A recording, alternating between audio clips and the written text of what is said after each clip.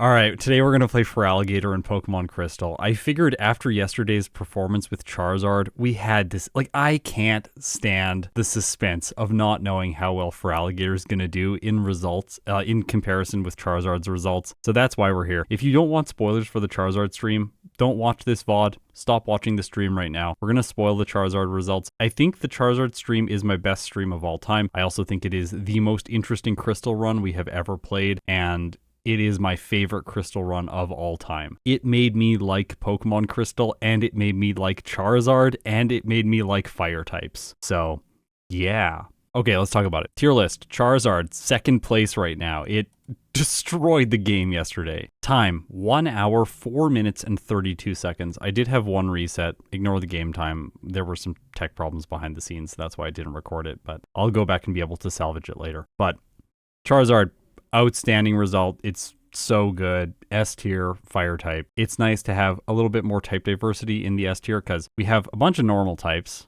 Here are some normal types for you, right? We've also got a bunch of bug types.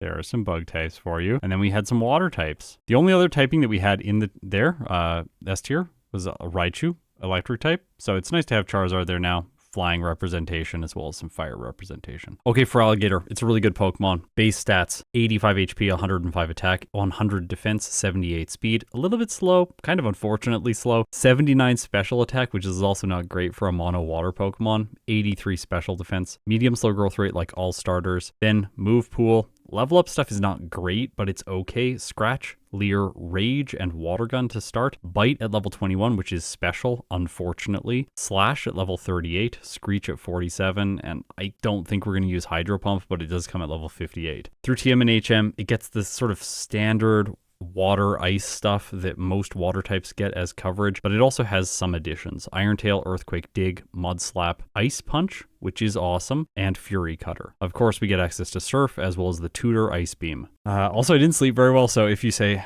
are you tired, Scott? Yes, I am tired today. Forgot to put the music on. There's the music. Okay, one thing about water types is that they don't really need a bespoke hidden power typing in most cases. And that's really the case with Feraligatr. You might think that it would want to run Hidden Power Ice because you don't have a negative effect on your DVs, your HP, or your attack. Only your defense, and only by 2 points. However, it already gets Ice Punch, which has 5 more base power, the same accuracy, and a chance to freeze. So there's no reason to run Hidden Power Ice. And then what other kind of move would you want coverage for? Hidden Power Ground? Well, then you lose 3 attack and 8 HP. That doesn't make a lot of sense, especially when you already have Dig and Earthquake. So Feraligatr is this weird Pokemon where Hidden Power Dark and just not using Hidden Power at all during the playthrough ends up being the best choice, at least in my opinion. Yeah, the audio music player that Austin made has been... No! I didn't want to fight this person. That's fine. I really don't think we need optional battles.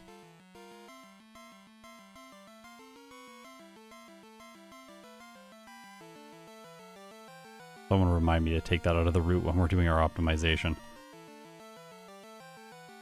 We might need the Bitter Berry. Maybe will. If you still have the berry from the early fight, I think you can just skip the center in Violet City. Also, special move at this point in the game is pretty good. Hey, we kept the berry for that, so we can potion now.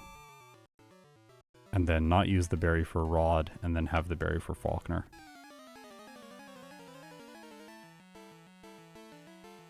Yeah, Electric's 1 HP, but 8 HP is... Or, yeah, 1 attack, but 8 HP is brutal. The way the game calculates the HP DV so that you don't have to store it in RAM to save space, because the ROM and everything, like, the size of the data that they had available to them on the Game Boy is very limited. So they calculate the HP DV instead of storing it somewhere. And they calculate it based on the... I think it's the least significant bit of the byte that stores the other DVs. So it ends up being the case if, like, your attack or your defense is even, then you lose out on values in your HP. Did we get Swift? Do we learn Swift? What if we don't learn Swift? That'd be funny. I'm gonna pick up Swift just in case of the Bayleaf. We might cut this from the run. No, we don't learn it. Okay, cool. Okay, so I haven't been picking up all the items because I'm trying to save time, and now we have to go back to the center. Because we got ridiculously unlucky with poison. I'm going to skip Benny. Might not be the best idea for the rival, we'll see.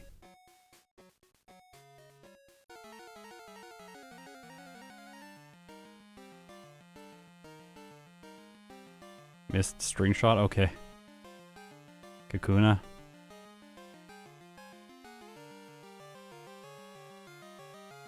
Oh, that crit's nice, but we're not doing enough damage. Very concerning. Oh!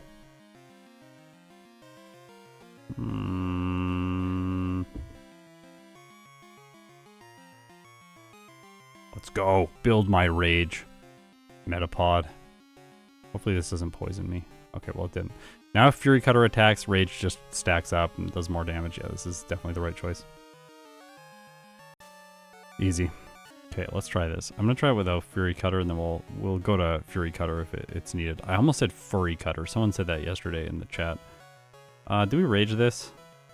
I don't know how much is this Razor Leaf gonna do? It's gonna be brutal. Oh my gosh. Well, crits with that are good, but no, that's definitely not. I don't really like setting this up against the Ghastly if I can avoid it, because it can break your combo with things like Paralysis Lick or Sleep. But we got 3 turns against it there. That's pretty good. Whoa. Alright, that's the solution. I guess Paralyzed Cure Berry. Basically the same strat that Charizard used there yesterday. Guess we can teach Bite in the place of Fury Cutter. Like, Fury Cutter is sometimes useful for Whitney, but Bite is also pretty good for Morty. I don't know. Dig is good against Whitney. Headbutt is good against Whitney. We aren't faster than the Miltank, which is annoying, but we can just break the combo over and over with Dig.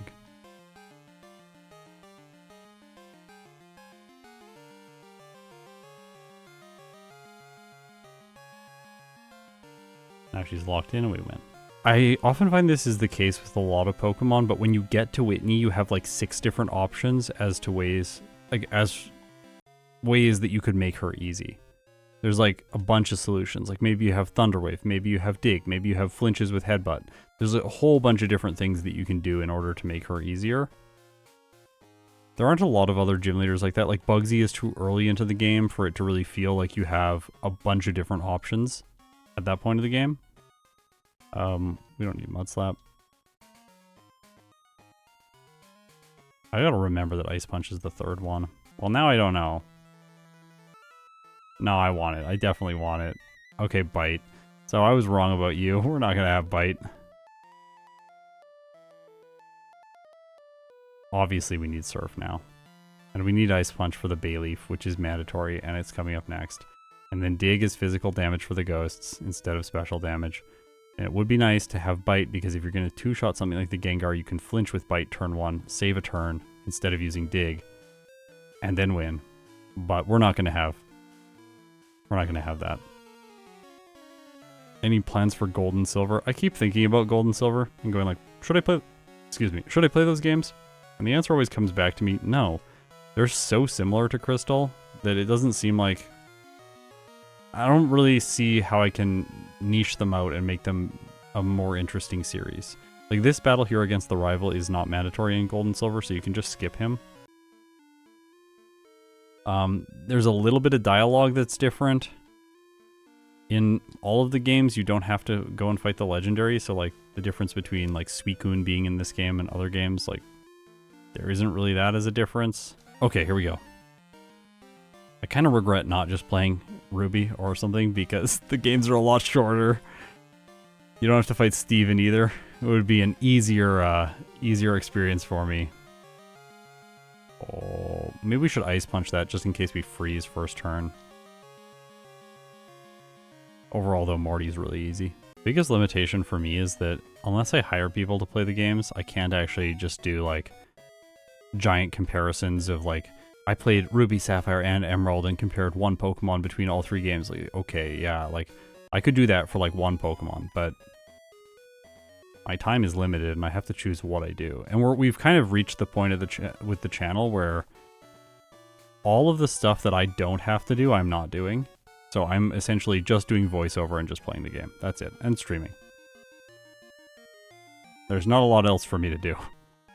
Sean and Egg are taking care of all the video editing, and I'm even like other people like Zealspawn are helping me with like optimization. Wait, what?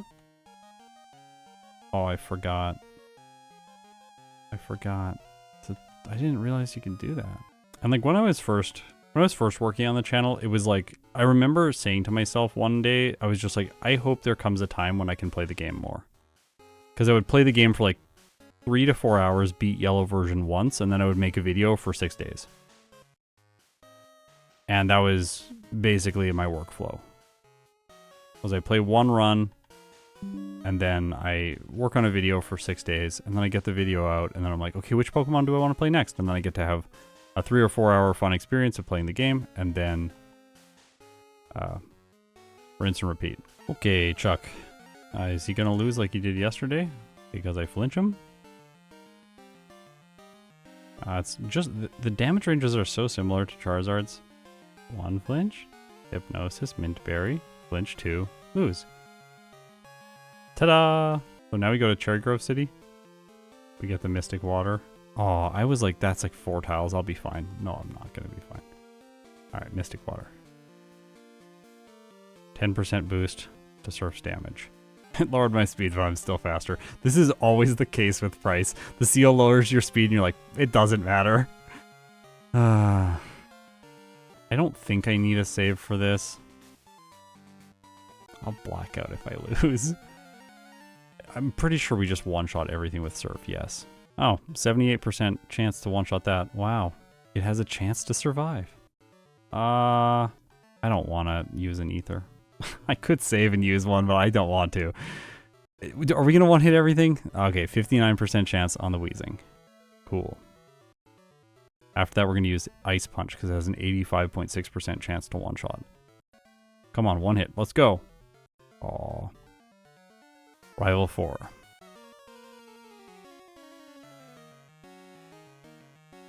Usually it's good to hit this thing with super effective damage. It likes to survive absolutely everything and then confuse you. I don't like it when that happens, so.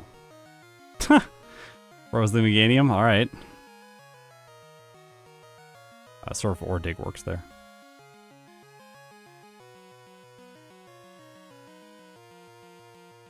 Easy. So now we just gotta manage our PP a little bit. Make sure that we're not using too much. Pace ourselves. Sure that we finish at the proper time. It is a beautiful thing when you run out right at the end of this area. And then you teach return in the place of headbutt. No. Yeah. Sorry. Being indecisive here. Gotta be careful about money. This is a bit of a weird playthrough because of that. Okay, we'll get return. Then go down here. Like I said, we gotta be careful about money. Sell the nuggets, sell the protein. Seems like we should probably use the protein, but no. 4 Carbos. Keep the rest of money. 1, 2, 3, 4. Return. And place a headbutt to restore my PP. Keep going without a heal. Okay, actually kind of an unfortunate damage range here until we level up 92.8%, but it's good enough. Oh yeah, Porygon and Porygon 2, it'll be in the same video. I played Porygon yesterday, I played Porygon 2 this morning to warm up for the stream. Well, we're fine. Double smokescreen there could have been very annoying if she hyper potions. The Kingdra has a chance to survive. Roughly a 9% chance to survive 2 returns. It feels really satisfying when you're locked in walking the overworld. Yeah, it feels to me similar to when I'm playing StarCraft and I like hit my build order perfectly. And just every single thing happens exactly as it should, beautifully lined up. It's like, oh, that's why I play StarCraft. I don't play StarCraft because it's like a fun competitive game. I'm like, I just want my build order to line up perfectly. I think that's why this is now my job. Because I don't think everyone's like that. We could never melt ice at this point. I think we can also remove the amulet coin. I think we've done enough of the run with the amulet coin. We're going to have a ton of over money in this playthrough. Yeah, never melt ice would help the damage range there. This is a 2-hit.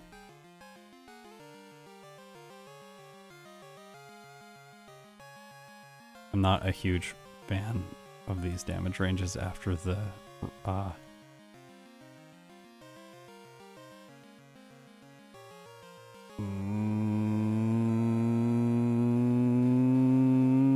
23%. Nope. Skipping the Moo Nugget sometimes means you can't buy enough repels. That's why I get it. To ensure that I can buy my repels. That reflect is so frustrating.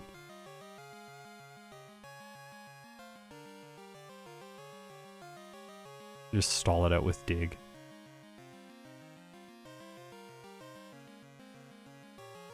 So glad he doesn't heal the slow bro. Alright, never melt ice really helped here. That's a 78% roll. We got the downside, didn't get it. Ugh. Hey, Snowy. Yeah, Electabuzz. Electric types are not actually that bad in this game. I give electric types a really hard time because they're usually just terrible in solo challenges. But yeah, in this game they're pretty decent because there's no ground type specialist in Gen 2. It's supposed to be blue, but of course blue's not a ground type specialist. Yeah, Snowy, have you seen the Charizard stream? It was so good yesterday. It's wild. Snowy, you should try Charizard. I want to see the sub-hour Charizard. It's possible. I know it's possible.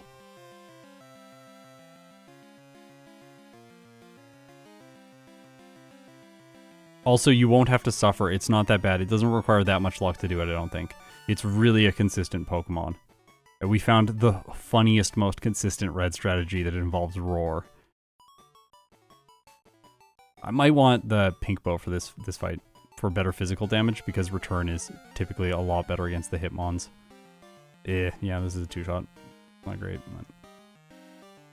Oh, don't do that. Okay, cool. What were the odds with Whitney? We 2-shot with Fire Punch. It's absolutely simple. It's guarantee on Whitney. I don't think there's any way she can win other than metronoming something like a move that will like freeze Charizard or something. I don't know. Rock Slide? Maybe Metronome Rock Slide would knock out Charizard. I have to run damage ranges on that, but I don't think it would. Should not do that. Don't do that. This damage range is bad. This is a 3-hit on the Umbreon, and it fails Sand Attack twice. Okay, let's go. In it to win it, Feraligatr. Oh, we got Stun Spored. Okay, that's not good.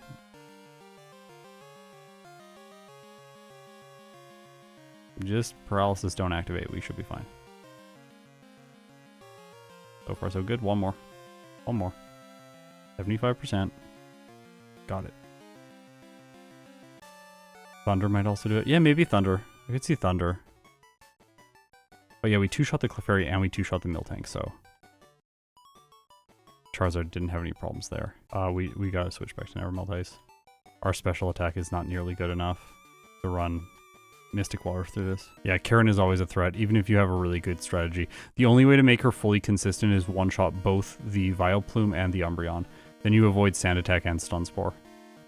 Or you one-shot the Umbreon and then have a Paralyzed Cure Berry for the, Oh!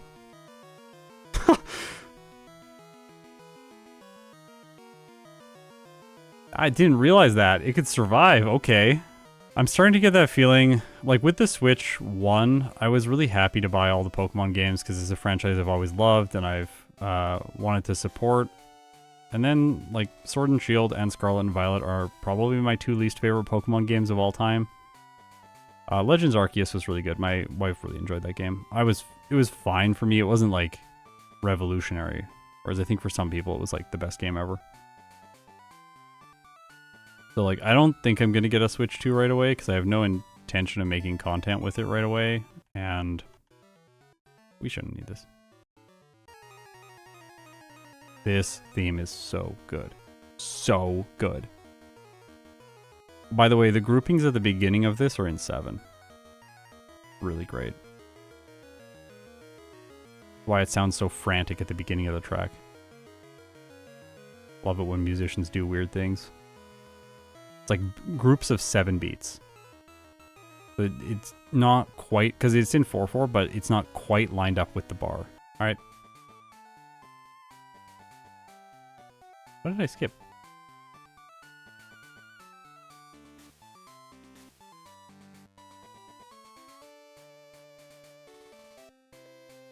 What did I skip? What did I skip?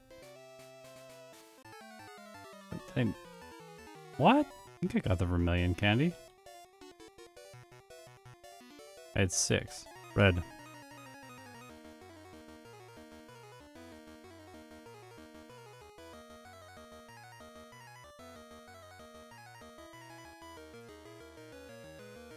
Oh, we got the bad roll.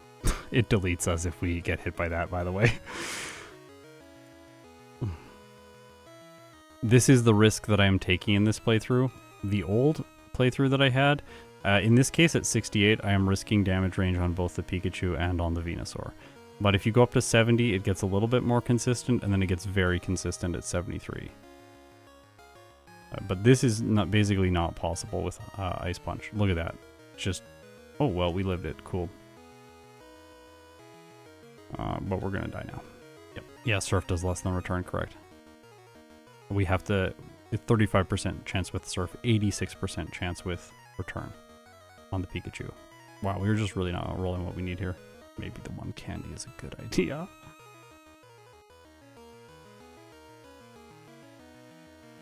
Yeah, this is why I said earlier, like, we could use Blizzard in this run. So when I played this previously, I went for the most consistent strategy, which was 73 with this strat. Then things here are basically so simple. You also outspeed the Espeon, so a lot of things get way better. Alright.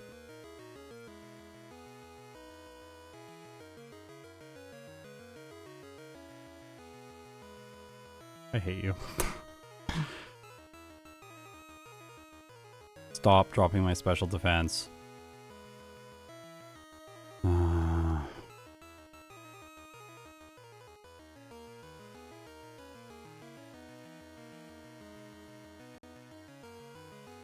Yes, Rain Dance weakens Solar Beam to 50% damage.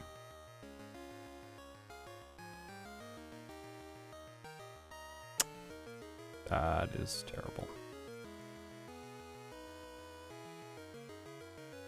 Didn't heal. It's going to heal while we're sleeping though. Yeah. Another reason the higher level is better. Yeah, if he crits though, we're pretty dead. Also, the damage ranges here are just like a little bit too bad.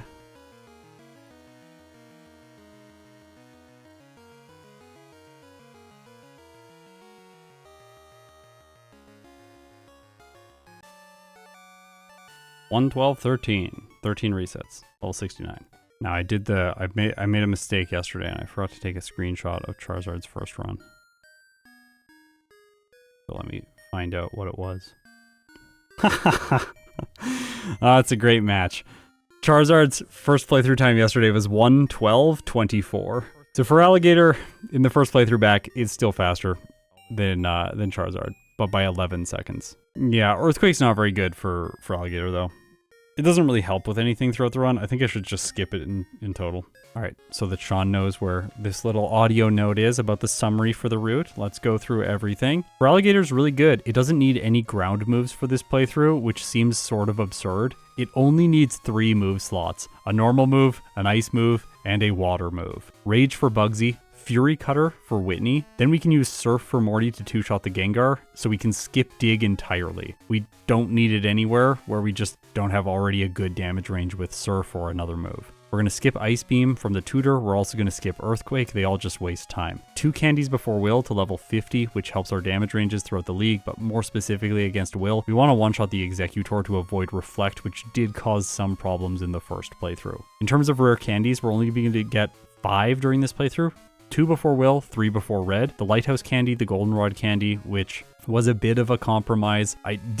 You could buy 7 Carbos and then skip the Goldenrod Candy, but I'm just going to do the Goldenrod Candy. It's a little bit simpler. Tojo Falls Candy, Poke Fan Club Candy, and the Cinnabar Island Candy. That's all 5. We're going to teach Hydro Pump in the empty slot, so then we'll have 4 useful moves. And for Red, we're going to run a silly set, which could have included Dig, but we're going to use Hydro Pump instead to one-shot the Pikachu. From there, Curse and Protect for the Venusaur, and after that, Return for everything else. And we are going to use the Quick Claw for Red because it gives us a little bit more upside after we completely trash our speed using Curse. Hopefully, this is going to go well.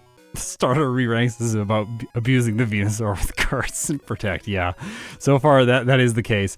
With Charizard, we needed to think a little bit creatively about how to get the Venusaur out, just roar it into place. But in this case, we're just fine. We don't even need to do anything. Let's go. I don't even think we need level 10 for damage rounding on this, even though we're a low level. We 3-shot this. That's a critical hit, Gust. Look at how little damage it did. We didn't need the berry, so we don't even need to pick up an early game berry. Feraligatr is a monster. Oh man. Oh man.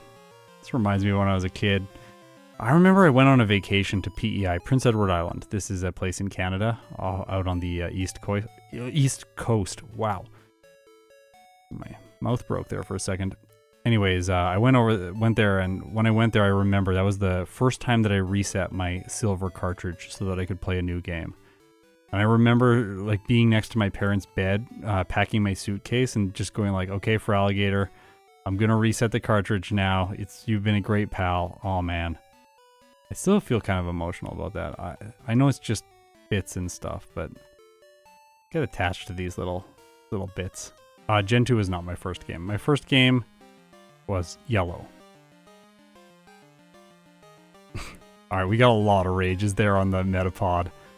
That was sweet.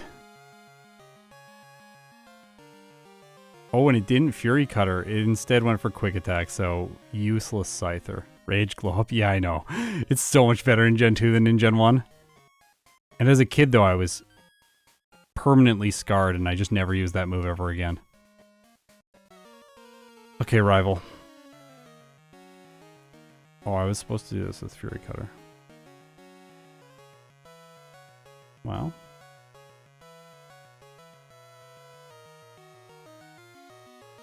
No, I can't forget stuff like that. People gotta remind me. Come on, chat. It's your job. We don't need the ropes because we have Dig. Or we don't have... No, we don't have Dig. Never mind. Oh, no.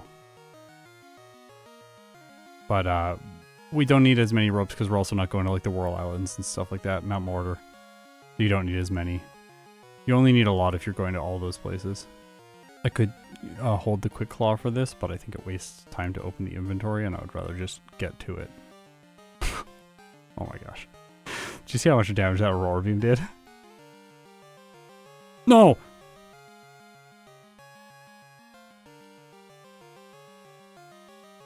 Well. Rip run.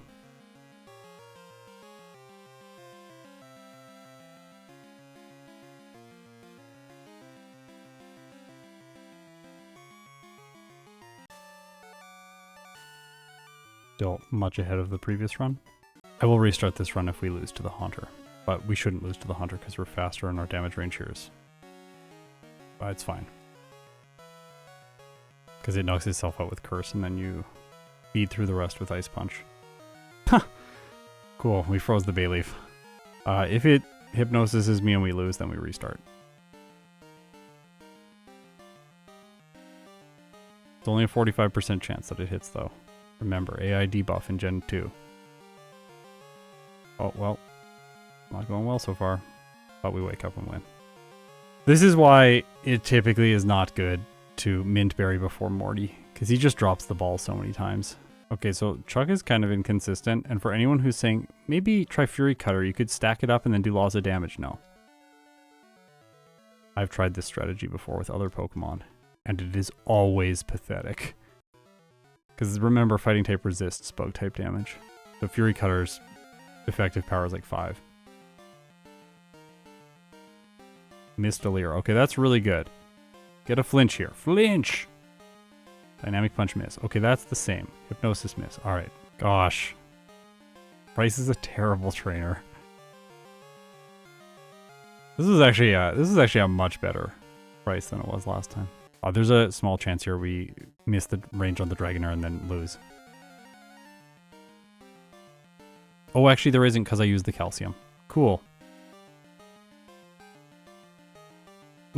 Progenitor, yeah, that is a talk your word. Also, it reminds me of the magic card, Progenitus, I think it is. That is a sick card. 83% chance with the... No. Oh. Glad I saved. 52% chance. Amnesia, come on, yeah. No. All the bad. Anything under 50 minutes is quite good. But when you start getting close to 45, that's when the Pokemon starts being like, this Pokemon is zooming through the game. Like a cat after dinner.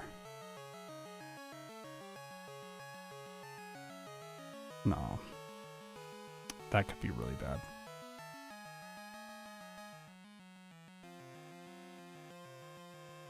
Well. Sick. No, we reset. Yeah, headbutt. We should be headbutting here. Yeah, I was just thinking that. Gosh. Thunder punches are annoying. I shouldn't have headbutt that. No! Like, I don't think that I need to really, like, push much more than I already am to just get a really good time with this Pokemon. It's so ridiculously good.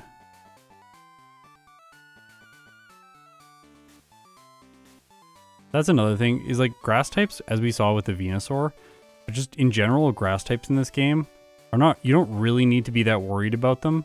Oh, I didn't do the thing. That's definitely a good damage range. Okay. But yeah, we don't need to be that worried about grass types, just because they all have Solar Beam, and so they waste a turn. Reflect. Okay. Amnesia. Rest. It's wasting time, but it's burning the Reflect, which overall is good. And then we didn't get paralyzed. I would way rather rest there than anything else.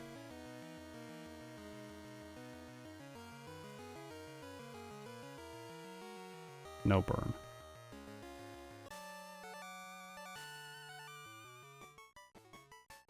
Okay.